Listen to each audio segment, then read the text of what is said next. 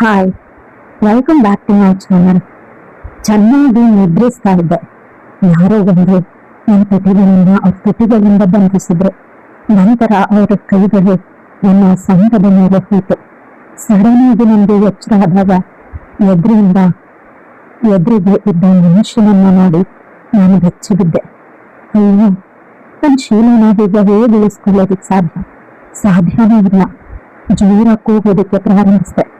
ಆಗ ನನ್ನ ಬಾಯಿನ ಅವ್ರ ಕೈಗಳಿಂದ ಮುಚ್ಚಿದ್ರು. ನನ್ನ ದೇಹನ ಆಕ್ರಮಿಸಿ ದೇಹದ ಪ್ರತಿ ಕಣದ ಮೇಲೆ ಅವರು ದಬ್ಬಾಳಿಕೆ ಮಾಡಿದ್ರು. ಮುಂದೆ ಏನಾಯ್ತು ತಿಳ್ಕೋಬೇಕು ಅಂದ್ರೆ ಕೊನೆ ತನಕ ವಿಡಿಯೋನ ಸ್ಕಿಪ್ ಮಾಡಿದೆ ನೋಡಿ. ನನ್ನ ಹೆಸರು ಶಿಲ್ಪ. ಅಪ್ಪ ಅಮ್ಮನ ಮುದ್ದಿನ ಮಗಳು. ಅಪ್ಪ ಅಮ್ಮ ನನ್ನನ್ನ ರಾಣಿಯಂತೆ ಸಾಕಿದ್ರು. ಕಾಲೇಜಿಗೆ ಹೋಗ್ಬೇಕು. ನಮ್ಮ ಹಳ್ಳಿನಲ್ಲಿ ಕಾಲೇಜಿನ ಸೌಲಭ್ಯ ಇರಲಿಲ್ಲ. ಆದ್ರಿಂದ ನಾನು ನನ್ನ ಅಣ್ಣನ ಮನೆ ಪೇಟೆಯಲ್ಲಿ ಇತ್ತು. ಅಣ್ಣ ದೊಡ್ಡ ಸಾಫ್ಟ್ವೇರ್ ಇಂಜಿನಿಯರ್. ಅತ್ತಿಗೆ ಕೂಡ ಅವ್ರ ಮನೆಯಲ್ಲಿ ಓದೋದಕ್ಕೆ ಅಪ್ಪ ಅಮ್ಮನ ಪರ್ಮಿಷನ್ ತಗೊಂಡು ಹೋದೆ. ಅಪ್ಪ ಒಪ್ಕೊಂಡ್ರು. ಅಮ್ಮ ನನ್ನ ನರ್ಸ್. ಸಂಪೂರ್ಣವಾಗಿ ಇನ್ನೊಬ್ಬರ ಮನೆಯಲ್ಲಿ ನನ್ನನ್ನ ಬಿಡೋದಕ್ಕೆ ಇಷ್ಟನೇ ಇರಲಿಲ್ಲ. ಯಾಕಂದ್ರೆ ಅಣ್ಣ ನನ್ನವನಾದ್ರು ಅತ್ತಿಗೆ ನನ್ನವಲ್ಲ ಅನ್ನುವ ನಂಬಿಕೆ. ಆದ್ರೂ ಕೂಡ ನಾನು ಓದಲೇಬೇಕಿತ್ತು. ಅಣ್ಣನ ರೀತಿ ನಾನು ಕೂಡ ಸಾಫ್ಟ್ವೇರ್ ಇಂಜಿನಿಯರ್ ಆಗಬೇಕಿತ್ತು. ಅದಕ್ಕಾಗಿ ಅಮ್ಮನನ್ನು ಸಮಾಧಾನ ಮಾಡಿದೆ. ನನ್ನ ಖುಷಿಗೆ ಅಪ್ಪ ಅಮ್ಮ ಎಂದೂ ಕೂಡ ಬೇಡ ಅಂತ ಹೇಳ್ತಿರ್ಲಿಲ್ಲ. ಒಪ್ಕೊಂಡ್ರು. ಮೊದಲು ಅತ್ತಿಗೆ ತುಂಬಾ ಚೆನ್ನಾಗಿ ನೋಡ್ಕೋತಿದ್ರು. ಎಲ್ಲ ಕೆಲಸವನ್ನು ಅವರು ಮಾಡ್ತಿದ್ರು. ಆದ್ರೆ ದಿನಗಳು ಕಳೆದಂತೆ ಎಲ್ಲದರಲ್ಲೂ ಸಮಸ್ಯೆಗಳು ಶುರುವಾಗೋದಕ್ಕೆ ಆರಂಭ ಆಯಿತು.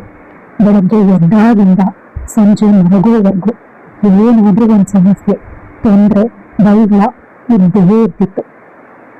ಇದೆಲ್ಲ ಅಭ್ಯಾಸ ಆಗೋಗಿದೆ. ಆದ್ರಿಂದ ನನಗೆ ಯಾವುದೇ ರೀತಿ ತೊಂದರೆನೂ ಆಗೋದಿಲ್ಲ. ಮೊದಲು ದಿನ ಪೂರ್ತಿ ಅಳುತ್ತಿದ್ದೆ. ಆಗ ಅಣ್ಣ ಸಮಾಧಾನ ಮಾಡ್ತಿದ್ದ. ಓದೋದಕ್ಕೆ ಕೂಡ ಆಗ್ತಿರ್ಲಿಲ್ಲ. ನನ್ನ ಗೆಳತಿಯರು ಕೂಡ ಇದೇ ರೀತಿ ವಾತಾವರಣದಲ್ಲಿ ಇರೋದ್ರಿಂದ ಅವರ ಚಿಕ್ಕಪ್ಪ ಚಿಕ್ಕಮ್ಮ ಮನೆಯಲ್ಲಿ ಮಾವನ ಮನೆಯಲ್ಲಿ ಅವರುಗಳಿಗೂ ಕೂಡ ಮನೆಯಲ್ಲಿ ಪ್ರತಿದಿನ ಜಗಳ ಗಲಾಟೆ, ಸರಿಯಾಗಿ ಊಟ ಹಾಕೋದಿಲ್ಲ. ಈ ರೀತಿ ಸಮಸ್ಯೆಗಳು ಸರ್ವೇ ಸಾಮಾನ್ಯವಾಗಿದ್ದರಿಂದ ನಾವೆಲ್ಲ ಒಂದೇ ಗಿಡದಲ್ಲಿ ಇರೋ ಹೂಗಳ ರೀತಿ ಅಂತ ಅನ್ಕೊಳ್ತಿದ್ವಿ. ಅಣ್ಣಂಗೆ ಮೊದಲು ಸಮಸ್ಯೆಗಳ ಬಗ್ಗೆ ಹೇಳಿದಾಗ ರಿಯಾಕ್ಟ್ ಮಾಡ್ತಿದ್ದ. ಅತ್ತಿಗೆಯನ್ನ ಬೈತಿದ್ದ. ಆದ್ರೆ ಈಗ ನನ್ನನ್ನೇ ಬೈತಾನೆ. ಅವಳು ಸರಿ ಇಲ್ಲ ಅಂತ ಗೊತ್ತು ಅಲ್ವಾ, ಮತ್ತೆ ಆ ವಿಷಯನ ದೊಡ್ಡದ್ ಮಾಡ್ತೀಯ. ನಾನು ಆಫೀಸಿಂದ ಬಂದಿರ್ತೀನಿ. ನನ್ನ ತಲೆ ಸರಿ ಇರೋದಿಲ್ಲ. ಸ್ವಲ್ಪ ಪ್ರಶಾಂತವಾಗಿರ್ಬೇಕು. ನನ್ನನ್ನ ಬಿಟ್ಟುಬಿಡು ಅಂತ ಚೆನ್ನಾಗಿ ಬೈಕೊಂಡು ಹೊರಟೋಗ್ತಿದ್ದ. ಒಮ್ಮೊಮ್ಮೆ ಅತ್ತಿಗೆ ಇದನ್ನ ಗಮನಿಸಿ ಜೋರಾಗಿ ಹೋಗ್ತಿದ್ಲು. ಅವಳ ಎದುರಿಗೆ ನನಗೆ ಅವಮಾನ ಆಗ್ತಿತ್ತು. ನನ್ನ ಬದುಕು ಈ ರೀತಿ ಆಗೋಗಿದೆ ಅಂತ ಬೇಸರ ಆಗ್ತಿತ್ತು. ಅಪ್ಪ ಅಮ್ಮನಿಗೆ ತಿಳಿಸಿದ್ರೆ ನನ್ನನ್ನ ಮನೆಗೆ ಕರ್ಕೊಂಡು ಹೊರಟೋಗ್ತಾರೆ, ಓದೋದು ಬೇಡ ಅಂತ. ಅಮ್ಮನಿಗೆ ನಾನು ಮನೆ ಖಾಲಿ ಮಾಡಿದ್ರೆ ಸಾಕು, ಅವನಿಗೆ ಮನೆಯಲ್ಲಿ ನೆಮ್ಮದಿ ಬೇಕು. ಇವುಗಳ ಮಧ್ಯೆ ನನ್ನ ವಿದ್ಯಾಭ್ಯಾಸ ಹಾಳಾಗ್ತಿದೆ. ಸ್ವಲ್ಪ ದಿನ ನಾನೇ ಸಂವರಿಸ್ಕೊಂಡಿದ್ದು ಬಿಡ್ತೀನಿ. ನಾನು ದೊಡ್ಡ ಸಾಫ್ಟ್ವೇರ್ ಇಂಜಿನಿಯರ್ ಆದ್ಮೇಲೆ ಇವ್ರಿಗೆಲ್ಲ ಸರಿಯಾಗಿ ಮಾಡ್ತೀನಿ. ಅದಕ್ಕೆ ಮಾತ್ರ ಸುಮ್ಮನೆ ಬಿಡೋದಿಲ್ಲ. ನನಗೆ ತುಂಬಾ ಕಷ್ಟ ಕೊಡ್ತಾಳೆ. ಅಷ್ಟರಲ್ಲೇ ಅಣ್ಣಂಗೂ ಕೂಡ ಕಷ್ಟ ಕೊಡ್ತಾಳೆ. ಕಣ್ಣಿಂದ ನೋಡೋದಕ್ಕೆ ಸಾಧ್ಯ ಆಗ್ತಿಲ್ಲ ಇದೆಲ್ಲವನ್ನ. ಇನ್ನೊಂದು ವರ್ಷ ಆದ್ರೆ ನನ್ನ ವಿದ್ಯಾಭ್ಯಾಸ ಕಂಪ್ಲೀಟ್ ಆಗೋಗ್ಬಿಡುತ್ತೆ. ಆನಂತರ ನಾನು PG ಇರಬಹುದು. ಈಗ ಅಮ್ಮ ಯಾವುದೇ ಕಾರಣಕ್ಕೂ ಅಣ್ಣನ ಮನೆ ಬಿಟ್ಟು ಬೇರೆ ಕಡೆ ಇರೋದಕ್ಕೆ ಒಪ್ಪೋದಿಲ್ಲ ಅನ್ನೋ ಯೋಚನೆಯಲ್ಲಿ ಅಣ್ಣನ ಜೊತೆ ಮಾತಾಡ್ತಾ ಫೋನ್ನ ಕಟ್ ಮಾಡಿದೆ. ಅಷ್ಟರಲ್ಲಿ ಅಣ್ಣ ಓಡ್ ಬಂದ. ಅವನ ಹಿಂದೆ ಅತ್ತಿಗೆ ಕೂಡ ಓಡ್ ಬಂದ್ಲು. ಅಣ್ಣ ರೂಮಲ್ಲಿ ಬಾಗಿಲು ಹಾಕೊಂಡು ಬೆಳಕಿಂದ ತಾನ ಹೊಡ್ಕೋತಾ ಇದ್ದಾನೆ. ನಾನು ಭಯ ಆಗಿ ಜೋರಾಗಿ ಕಿರ್ಚೋದಕ್ಕೆ ಶುರು ಮಾಡಿದೆ. ನಾನು ಪ್ರಜ್ಞೆ ತಪ್ಪಿ ಬಿದ್ದಿದ್ದೆ. ಎಚ್ಚರ ಆದಾಗ ಅಣ್ಣ ಪಕ್ಕ ಇದ್ದ. ನಾನು ಅಣ್ಣನ ಮುಖ ಮಾಡಿ ಅಳೋದಕ್ಕೆ ಶುರು ಮಾಡಿದೆ. ಅಣ್ಣ ಅಳಬೇಡ ತಂದೆ, ನನ್ನ ಸಮಸ್ಯೆಗಳು ತುಂಬಾ ಇದೆ. ಬೆಂಕಿಯಿಂದ ಬಾಂಗ್ಲಿಗೆ ಹೋಗಿ ಬಿದ್ದಿದ್ದೀನಿ. ನನಗೆ ನನ್ನನ್ನು ನಾನು ನೋವು ಮಾಡ್ಕೋಬೇಕು, ನನಗೆ ನಾನು ಕಷ್ಟ ಕೊಟ್ಕೋಬೇಕು ಅಂತ ಹೇಳಿದ. ಅದಕ್ಕೆ ಮುಖಾನ ನೋಡಿದಾಗ ಅದಕ್ಕೆ ನಿಮ್ಮ ಅಣ್ಣ ಸಾಫ್ಟ್ವೇರ್ ಇಂಜಿನಿಯರು ಅಲ್ಲ. ನನ್ನನ್ನು ಪ್ರೀತಿಸ್ಬೇಕಾದಾಗ ನನ್ನ ಅಪ್ಪ ಅಮ್ಮನನ್ನ ನಾನು ದೊಡ್ಡ ಇಂಜಿನಿಯರ್ ಅಂತ ಸುಳ್ಳು ಹೇಳಿ ಮದುವೆಯಾದ. ನಂತರ ಅಪ್ಪ ಅಮ್ಮನಿಗೆ ಸತ್ಯ ಗೊತ್ತಾಯ್ತು. ಅವತ್ತಿನಿಂದ ನನ್ನ ಮೇಲೆ ಕೋಪ ಮಾಡ್ಕೊಂಡಿದ್ದಾರೆ. ನನ್ನ ಅಣ್ಣ ಅವ್ರ ಮೇಲೆ ಚಾಲೆಂಜ್ ಮಾಡಿ ನನ್ನನ್ನು ಸಾಕೋದಕ್ಕೆ ತುಂಬಾ ಸಾಲ ಮಾಡಿದ. ನಾನು ಕೂಡ ಯಾವುದೋ ಒಳ್ಳೆ ಕೆಲಸ ಮಾಡ್ತಿದ್ದೀನಿ ಅಂತ ಅನ್ಕೊಂಡ್ರೆ ದಿನಕೂಲಿ ಕೆಲಸ ಮಾಡ್ತಿದ್ದಾನೆ. ಒಮ್ಮೊಮ್ಮೆ ಬಾರ್ಗಳಲ್ಲಿ ಸರ್ವರ್ ಆಗಿರ್ತಾನೆ. ಒಂದ್ ಕಡೆ ಕೆಲಸ ಮಾಡೋದಿಲ್ಲ, ಎಲ್ಲ ಕಡೆ ಸಾಲ ಮಾಡಿದ್ದಾನೆ. ಅವನ ಸಾಲ ಬಡ್ಡಿ ಚಕ್ರ ಬಡ್ಡಿ ಜಾಸ್ತಿ ಆಗಿದೆ, ತೀರ್ಸೋದಕ್ಕೆ ಸಾಧ್ಯ ಆಗ್ತಿಲ್ಲ. ಅಪ್ಪ ಅಮ್ಮನ ಬಳಿ ಸಹಾಯ ಕೇಳಿದಾಗ ಅವನನ್ನ ಬಿಟ್ಬಿಡು, ಇಲ್ಲ ಅಂತಂದ್ರೆ ನನ್ನ ಆದ್ಮನ ನನ್ನ ಮಗನಿಗೆ ಮದುವೆ ಮಾಡಿಸು ಅಂತ ಹೇಳಿದ್ರು. ಇದನ್ನ ಇವ್ರ ಬಳಿ ಹೇಳಿದೆ. ಅದಕ್ಕೆ ಪಶ್ಚಾತ್ತಾಪದಲ್ಲಿ ತನ್ನನ್ನ ತಾನು ಓಡ್ಕೋತಿದ್ದಾರೆ. ನನ್ನ ತಂಗಿ ಅವಳೇ ಕಷ್ಟಪಟ್ಟು ಮದುವೆ ಆಗ್ಬೇಕು, ನನ್ನ ಸಾಲಕ್ಕೆ ಅವಳನ್ನ ಮಾರೋದಕ್ಕೆ ಸಾಧ್ಯ ಇಲ್ಲ ಅಂತ. ಎಷ್ಟು ಸಾಲ ಇದೆ ಹೇಳು ಅಣ್ಣ, ಅಪ್ಪಂದೇವಿ ಸಾಲನ ತೀರಿಸ್ತೀನಿ ಅಂತ ಹೇಳಿದಾಗ ಅದಕ್ಕೆ 50 ಲಕ್ಷ ಅಂತ ಹೇಳ್ತಾಳೆ. ಅಂದ್ರೆ ನೀನ್ ಸಾಲ ಮಾಡಿರೋದು ಮೀಟರ್ ಲೆಕ್ಕದಲ್ಲಿ. ನೀನ್ 10 ಲಕ್ಷ ಸಾಲ ಮಾಡಿದ್ದಾನೆ, ಅದಕ್ಕೆ 40 ಲಕ್ಷ ಬಡ್ಡಿ ಹಾಕಿದ್ದಾರೆ. ಇನ್ನು 2 ದಿನದಲ್ಲಿ ತೀರಿಸ್ಬೇಕು, ಇಲ್ಲ ಅಂತಂದ್ರೆ ತುಂಬಾ ಕಷ್ಟ ಆಗುತ್ತೆ. ಆಗ ಅಣ್ಣಂಗೆ ಹೇಳಿದೆ, ಅಪ್ಪ ಅಮ್ಮನ ಬಳಿ ಅಷ್ಟೊಂದು ದುಡ್ಡಿಲ್ಲ, ಅದಕ್ಕೆ ನಿಮ್ ತಮ್ಮನನ್ನ ನಾನು ಮದುವೆ ಆಗ್ತೀನಿ, ಪ್ಲೀಸ್ ನನ್ನ ಅಣ್ಣನ ಸಾಲನ ತೀರಿಸಿ. ಅಣ್ಣ ಬೇಡ, ನೀನ್ ಇಷ್ಟೊಂದು ಚೆನ್ನಾಗಿದ್ಯಾ, ಅವ್ನು ನೋಡೋದಕ್ಕೆ ಸ್ವಲ್ಪ ಕೂಡ ಚೆನ್ನಾಗಿಲ್ಲ. ಅಪ್ಪ ಅಮ್ಮ ಯಾವುದೇ ಕಾರಣಕ್ಕೂ ಒಪ್ಪೋದಿಲ್ಲ. ಅಪ್ಪ ಅಮ್ಮನನ್ನ ನಾನು ಒಪ್ಪಿಸ್ತೀನಿ, ನೀವು ಮದುವೆಗೆ ತಯಾರಿ ಮಾಡಿ. ಒಂದೊಂದೇ ಕ್ಷಣದಲ್ಲಿ ಅಪ್ಪ ನನಗೆ ಕಾಲ್ ಮಾಡಿ ಕರೆದೆ. ನಾನು ಅತ್ತಿಗೆ ತಮ್ಮನ್ನ ತುಂಬಾ ಪ್ರೀತಿಸ್ತಾ ಇದ್ದೀನಿ, ಅವನನ್ನೇ ಮದುವೆ ಆಗ್ತೀನಿ ಅಂತ ಹೇಳಿದಾಗ ಅಮ್ಮ ನನಗೆ 2 ಬೇಯಿಸಿದ್ಲು. ದೇವಿ ಅಂತೆ ಸಾಕಿ ಆ ಪೊರೋಡಿ ಹುಡುಗನಿಗೆ ಮದುವೆ ಮಾಡೋದಕ್ಕೆ ಸಾಧ್ಯನೇ ಇಲ್ಲ. ನೀವು ಒಪ್ಪಿದ್ರು ಒಪ್ಪಿಲ್ಲ ಅಂದ್ರು ನಾನು ಅವನನ್ನೇ ಮದುವೆ ಆಗೋದು, ನಾನು ಅವನಿಗೆ ಮನಸ್ಸು ಕೊಟ್ಟಿದ್ದೀನಿ ಅಂತ ಜೋರಾಗಿ ಕಿಚ್ಚೋದಕ್ಕೆ ಶುರು ಮಾಡಿದೆ. ಕೊನೆಗೆ ಅಪ್ಪ ಅಮ್ಮ ನೀನ್ ಮದುವೆ ಮಾಡಿ ನಾವು ಹೊರಟೋಗ್ತೀವಿ, ನಂತರ ನಮಗೂ ಮತ್ತೆ ನಿನಗೂ ಯಾವುದೇ ಸಂಬಂಧ ಇಲ್ಲ ಅಂತ ಹೇಳಿದಾಗ ನನ್ನ ಮನಸ್ಸಲ್ಲಿ ದುಃಖ ಆದ್ರೂ ಕೂಡ ಅಣ್ಣನ ಭವಿಷ್ಯಕ್ಕಾಗಿ ಎಲ್ಲಾನು ಸಹಿಸ್ಕೊಂಡೆ. ಆದ್ರೆ ಅಪ್ಪ ಅಮ್ಮ ಇಷ್ಟು ಕೆಟ್ಟದಾಗಿ ನಡ್ಕೊಂಡಿದ್ದು ಇದು ಮೊದಲ ಬಾರಿ ನೋಡಿದ್ದು. ಹುಡುಗ ಅಷ್ಟೊಂದು ಕೆಟ್ಟದಾಗಿದ್ದಾನ ಅಂತ ನಾನು ಒಮ್ಮೆಲೆ ಬೆಚ್ಚಿ ಮದುವೆಯ ಮಂಟಪದಲ್ಲಿ ಹುಡುಗನನ್ನ ನೋಡಿ ನಾನು ಬೆಚ್ಚಿ ಬಿದ್ದಿದ್ದೆ. ಹುಡುಗ ತುಂಬಾ ದಪ್ಪಗೆ ಕಪ್ಪಗಿದ್ದಾನೆ. ನನಗೂ ಮತ್ತು ಅವನಿಗೂ ಯಾವುದೇ ರೀತಿ ಸಂಬಂಧ ಇಲ್ಲ. ತುಂಬಾ ದಿನಗಳಿಂದ ಅವರೆಲ್ಲ ಅಂದ್ರೆ ಅತ್ತಿಗೆ ಮನೆಯವರು ನನ್ನನ್ನ ಅವ್ರ ಮಗನಿಗೆ ಮದುವೆ ಮಾಡ್ಕೊಳ್ಳೋಕೆ ಅಪ್ಪ ಅಮ್ಮನ ಬಳಿ ಕೇಳಿದ್ರು. ಆದ್ರೆ ಅಪ್ಪ ಅಮ್ಮ ಒಪ್ಪಿರಲಿಲ್ಲ. ಈ ಸಂದರ್ಭ ಬಂದಾಗ ಸರಿಯಾಗಿ ಬಳಸ್ಕೊಂಡಿದ್ದಾರೆ. ಆ ಮಂಟಪದಲ್ಲಿದ್ದ ಜನರ ಮುಖ ಕಪ್ಪಾಯ್ತು. ಎಲ್ಲರೂ ಕೂಡ ಸೈಲೆಂಟ್ ಆದ್ರು. ನಂಗೆ ಭಯ ಆಯ್ತು. ನಾನು ತಿಳಿಯಲೇ ಮದುವೆ ಆಗೋಯ್ತು. ಆ ಭಯದಲ್ಲೇ ಅಪ್ಪ ಅಮ್ಮ ಕಣ್ಣೀರಲ್ಲಿ ಹೊರಟೋದ್ರು. ನಂಗೆ ತುಂಬಾ ಭಯ ಆಗ್ತಿತ್ತು.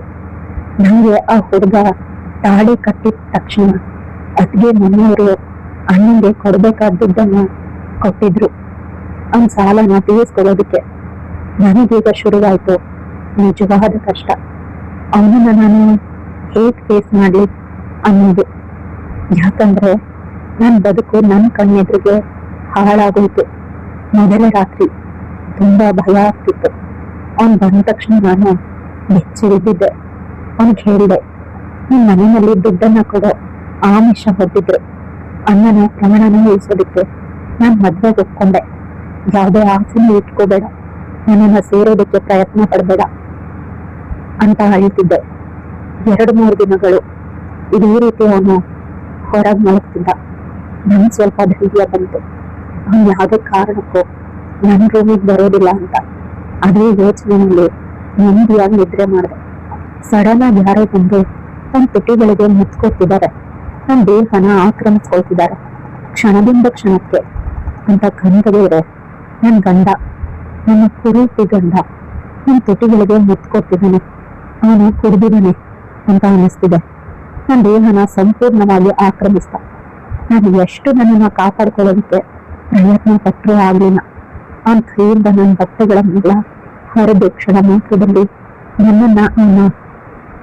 ಅವನನ್ನ ಒಳಗೆ ಮಾಡಿಕೊಂಡ. ನಂಗೆ ಇಷ್ಟ ಇಲ್ಲದೆ ಇದ್ರು ಹೇಗ್ ಮದುವೆ ಆಗೋಯ್ತು. ಅದೇ ರೀತಿ ಮೊದಲ ರಾತ್ರಿ ಕೂಡ ಈ ಕುರಿತದಿಂದ ನನ್ನವನಾದ. ಬೆಳಗ್ಗೆ ಆದ ತಕ್ಷಣ ನನ್ನ ಕಾಲನ್ನ ಹಿಡ್ಕೊಂಡು ಕ್ಷಮೆ ಕೇಳ್ತಿದ್ದಾನೆ. ರಾತ್ರಿ ಆಗಿದ್ದು ನಿಮ್ಗೆ ತಿಳಿದಿಲ್ಲ. ನಿಮ್ ಗೆಳೆಯರು ಚೆನ್ನಾಗಿ ಕುಡಿಸಿದ್ರು. ಕುರಿದ ಮತ್ತಲ್ಲಿ ನಿಮ್ ಜೊತೆ ದೈವಿಕವಾಗಿ ಸೇರಿದೆ. ಇನ್ನೆಂದೂ ಕೂಡ ನಿಮ್ಗೆ ಇಷ್ಟವಿಲ್ಲದ ಕೆಲಸ ಮಾಡೋದೇ ಇಲ್ಲ. ದಯವಿಟ್ಟು ನನ್ನನ್ನ ಬಿಟ್ಕೊಳ್ಬೇಡ ಅಂತ ಹೇಳ್ತಿದ್ದ. ಚಿಕ್ಕ ಮಕ್ಕಳು ಅಮ್ಮ ಬಿಟ್ಟು ಊರಿಗೆ ಹೋಗ್ತೀನಿ ಅಂತ ಹೇಳಿದ್ರೆ ಅಳ್ತಾರಲ್ಲ, ಅದೇ ರೀತಿ ಅಳ್ತಿದ್ದ. ದುಃಖ ಆಯ್ತು. ಒಂದ್ ಕಡೆ ಬೇಕಾದ್ರೆ ನಿಮ್ಗೆಲ್ಲ ಆಸ್ತೀನಿ, ನೀನೇ ಹೆಸರಿಗೆ ಅರಿತೀನಿ, ನಾನು ನಿನ್ ಸೇವಕ ಆಗಿರ್ತೀನಿ, ದೂರದಿಂದ ನಿನ್ನನ್ನ ನಾನು ನೋಡ್ತೀನಿ, ನನ್ನನ್ನ ಕಂಡ್ರೆ ನಿಮ್ಗೆ ಯಾಕಷ್ಟಿಷ್ಟ ಅಂತ ಹೇಳಿದೆ. ನನ್ನ ಸೌಂದರ್ಯದ ಮೇಲೆ ಅಲ್ಲ, ಇಲ್ಲ, ಮೊದಲ ಬಾರಿ ನಿನ್ನನ್ನು ನೋಡಿದ ತಕ್ಷಣ ನನಗೆ ನಿನ್ನ ಮೇಲೆ ಪ್ರೀತಿ ಶುರುವಾಗಿತ್ತು. ನಿನ್ನನ್ನು ಬಿಟ್ಟಿರೋದಕ್ಕೆ ಸಾಧ್ಯನೇ ಇಲ್ಲ ಅನ್ನುವಷ್ಟು ಈ ಕುರಿತನನ್ನ ನೀನ್ ಮದುವೆ ಆಗೋದಿಲ್ಲ ಅಂತ ಅನ್ಕೊಂಡು ಮನಸ್ಸಲ್ಲೇ ನಾನು ನಿನ್ನನ್ನ ಆರಾಧಿಸ್ತಿದ್ದೆ. ಯಾವ ಹುಡುಗಿರನ್ನ ತೋರಿಸಿದ್ರು ಕೂಡ ಮದುವೆಗೆ ಒಪ್ತಾನೆ ಇರಲಿಲ್ಲ. ನಿನ್ನನ್ನ ಮನಸ್ಸಲ್ಲೇ ನಾನು ಮದುವೆ ಮಾಡಿಕೊಂಡಿದ್ದೆ. ಮನೆಯಲ್ಲಿ ನಿಧಾನವಾಗಿ ಎಲ್ಲರಿಗೂ ಈ ವಿಷಯ ಗೊತ್ತಾಗಿ ನಿಮ್ಮ ಮನೆಯಲ್ಲಿ ಕೇಳಿದ್ರು. ನಂತರ ನಿಮ್ಮ ಮನೆಯಲ್ಲಿ ಯಾರೂ ಒಪ್ಪಿಲ್ಲ. ಹೇಗ್ತಾನೆ ಹೋಗ್ತಾರೆ, ನೀನು ಅಪ್ಸರ ರೀತಿ ಇದೆಯಾ, ನಾನು ನೋಡಿದ್ರೆ ಕುರೀತಿ ಅಂತ ಅಳೋದಕ್ಕೆ ಶುರು ಮಾಡಿದ. ನನಗೆ ಮೇಲೆ ಅನುಕಂಪ ಬಂತು. ನನಗೆ ಮೇಲೆ ಕೋಪ ಅಂದ್ರೆ ಅವ್ನು ನೋಡೋದಕ್ಕೆ ಚೆನ್ನಾಗಿಲ್ಲ ಅನ್ನೋದು ಮಾತ್ರ. ಆದ್ರೆ ಈ ಸಾಮ್ರಾಜ್ಯವನ್ನು ಕಟ್ಟಿರೋದು ಅವನು. ತುಂಬಾ ಬುದ್ಧಿವಂತ. ತುಂಬಾ ಬಡವರಿಗೆ, ಕೆಲಸ ಮಾಡೋರಿಗೆ ಸಹಾಯ ಮಾಡ್ತಾನೆ. ಅವನ ಕೈ ಕೆಳಗಡೆ 100 ಜನ ಕೆಲಸ ಮಾಡ್ತಾರೆ. ಇಷ್ಟು ಒಳ್ಳೆ ಮನುಷ್ಯ ನನ್ನನ್ನ ಪ್ರೀತಿಸ್ತಾನೆ ಅಂದ್ರೆ ಇದು ನನ್ನ ಅದೃಷ್ಟ. ಕುರೀತಿ ಮನುಷ್ಯನೇ ನನ್ನನ್ನ ಸತ್ತು ಹೋಗ್ತಾನೆ ಅಂತ ಅಳ್ತಿರ್ಬೇಕಾದಾಗ ಯಾವುದೇ ದಾರಿ ಕಾಣದೇ ಇದ್ದಾಗ 50 ಲಕ್ಷ ದುಡ್ಡನ್ನು ಕೊಟ್ಟಿದ್ದು. ಇದನ್ನ ಕೂಡ ನನಗಾಗಿ ನನ್ನ ಅಣ್ಣ ಮತ್ತೆ ಅತ್ತಿಗೆಯನ್ನ ಸಂಸಾರನ ಸಾಕ್ತಿದ್ದಾನೆ. ಅಪ್ಪ ಅಮ್ಮನನ್ನ ಆದಷ್ಟು ಕನ್ವಿನ್ಸ್ ಮಾಡ್ತಿದ್ದಾನೆ. ಈ ಸಂಬಂಧನ ಒಪ್ಕೊಳ್ಳಿ, ನಿಮ್ಮ ಮಗನ ನಾನು ಚೆನ್ನಾಗಿ ನೋಡ್ಕೋತೀನಿ ಅಂತ ನನಗಾಗಿ ನನ್ನ ಶಕ್ತಿ ಮೀರಿ ಪ್ರಯತ್ನ ಮಾಡ್ತಿದ್ದಾನೆ ಅಂತ ನಾನು ಪ್ರೀತಿಸ್ಬೇಕು ಹೊರತು ನೋಡೋದಕ್ಕೆ ಚೆನ್ನಾಗಿದ್ದಾನೆ ಅಂತ ಯಾರನ್ನ ಪ್ರೀತಿಸಿದ್ರೆ, ಅಮ್ಮನನ್ನ ಪ್ರೀತಿಸಿಲ್ಲ ಅಂದ್ರೆ, ಆರಾಧಿಸಲಿಲ್ಲ ಅಂದ್ರೆ ಈ ಬದುಕೆ ವ್ಯರ್ಥ ಅಲ್ವಾ ಅಂತ ಅನ್ಸಿ ನಾನು ನನ್ನ ಗಟ್ಟಿಯಾಗಿ ತಕ್ಕೊಂಡೆ. ಅವನಿಗೆ ಆಶ್ಚರ್ಯ ಆಯ್ತು. ನೀನು ಕೂಡ ನನ್ನನ್ನು ತಕ್ಕೊಂಡ. ಇಷ್ಟು ದಿನ ನಿನ್ನ ಮುಖನ ಮಾತ್ರ ನೋಡಿ ಅಸಹ್ಯ ಪಟ್ಕೋತಿದ್ದೆ. ಆದ್ರೆ ನಿನ್ನ ಮನಸ್ಸು ಅಪ್ಪಟ ಬಂಗಾರ. ನನಗಾಗಿ ಇಷ್ಟೊಂದು ಕಷ್ಟಪಟ್ಟಿದ್ದೆ. ನನ್ನ ಮನಸ್ಸಲ್ಲಿ ಗುಡಿ ಕಟ್ಟಿ ಆರಾಧಿಸಿದ್ಯಾ. ನಿನ್ನಂತ ಒಳ್ಳೆ ಮನಸ್ಸಿನ ಹುಡುಗನ ಮದುವೆ ಆದ್ರೆ ಯಾರೋ ಶ್ರೀಮಂತನನ್ನ ಮದುವೆ ಆಗ್ತೀನಿ ಅಥವಾ ಯಾರೋ ಬೆಳ್ಳಗೆ ಇರೋರನ್ನ ಮದುವೆ ಆಗ್ತೀನಿ ಅಂದ್ರೆ ನನ್ನಷ್ಟು ದಡ್ಡಿ ಇನ್ಯಾರೂ ಇಲ್ಲ. ನನ್ನ ಗಂಡಂಗೆ ಇನ್ನೂ ಕೂಡ ಈ ಸತ್ಯನ ನಂಬೋದಕ್ಕೆ ಸಾಧ್ಯ ಆಗದೆ ಖುಷಿಯಿಂದ ಕುಣಿತಿದ್ದಾನೆ. ನನ್ನ ಸುಂದರವಾದ ಬದುಕು ಇಂದಿನಿಂದ ಆರಂಭ ಆಯಿತು. ಕಥೆ ಇಲ್ಲಿ ಮುಗಿಯುತ್ತೆ. ಕಥೆ ಇಷ್ಟ ಆದರೆ ಲೈಕ್, ಶೇರ್, ಕಮೆಂಟ್ ಮಾಡೋದನ್ನು ಮರಿಬೇಡಿ. ಇಂತಹ ಇನ್ನಷ್ಟು ಇಂಟ್ರೆಸ್ಟಿಂಗ್ ಕಥೆಗಳಿಗಾಗಿ ನನ್ನ ಚಾನಲ್ನ ಸಬ್ಸ್ಕ್ರೈಬ್ ಮಾಡ್ಕೊಳ್ಳಿ.